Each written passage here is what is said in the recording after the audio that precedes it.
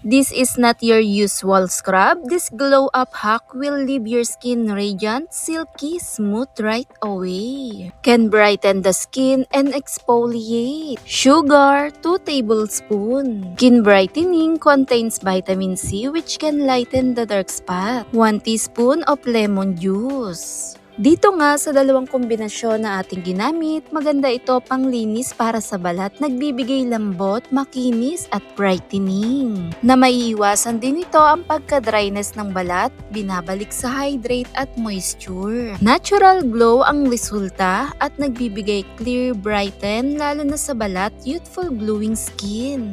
Ang lemon, mayaman sa vitamin C na kailangan ng ating balat na nagbibigay lighten lalo sa pangingitim ng kutis.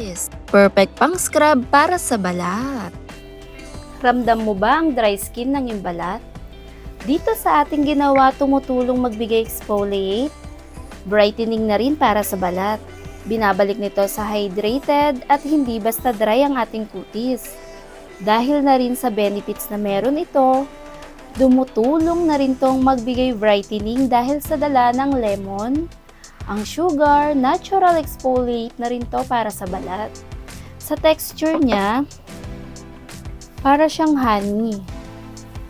Napakaganda ng effect nito, lalo pag ginamit sa ating balat.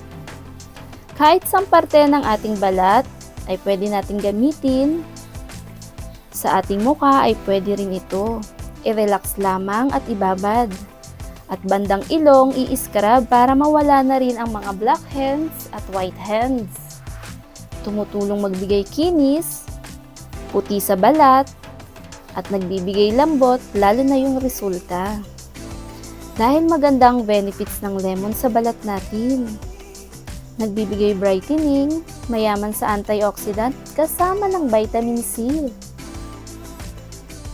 Pwede rin natin ito i-scrub bandang labi. Lalo na pag nagdadry yung ating lips, pwedeng-pwede siya dahil sa natural nitong benefits na rin ang sugar at ang lemon.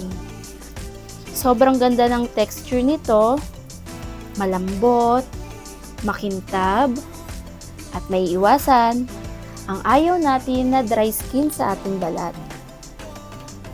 Perfect for all skin type, na maganda, nagbibigay lambot, kahit araw-araw natin tong gamitin. Natural scrub para sa balat natin. Pagkatapos nga natin tong habang ini-scrub ng 15 minutes, ay pwede mo na tong banlawan. Thanks for watching, guys!